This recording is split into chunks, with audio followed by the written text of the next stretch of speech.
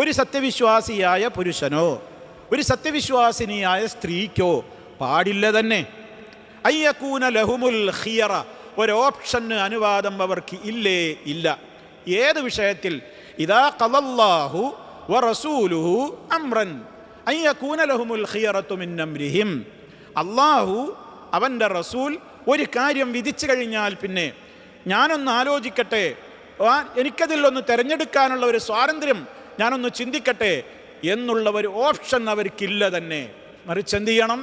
വളരെ വ്യക്തമായി അവരതിനെ അംഗീകരിച്ചോളണം. ഇത് ഇസ്ലാമിൻ്റെ നിയമമാണ്. വളരെ കണിശമാണ്, വളരെ കൃത്യമാണ്. അതുകൊണ്ട് തന്നെ നമുക്കതിൽ പ്രത്യേകിച്ച് യുക്തി മനസ്സിലായതേ ഞാൻ അംഗീകരിക്കൂ എന്നില്ല. യുക്തി അറിയപ്പെട്ടതും ഉണ്ടാകും, അറിയപ്പെടാത്തതും ഉണ്ടാകും. ഇസ്ലാം ഒരു കാര്യം ചെയ്യാൻ പറഞ്ഞതെന്തിന്, വിരോധിച്ചതെന്തിന്? അതിലൊക്കെ അള്ളാഹുവിന് മാത്രം അറിയാവുന്ന ഹിക്മത്തുകളുണ്ടാകും. നമുക്ക് അറിയിച്ച് തന്നവയുമുണ്ടാകും, അല്ലാത്തവയുമുണ്ടാകും.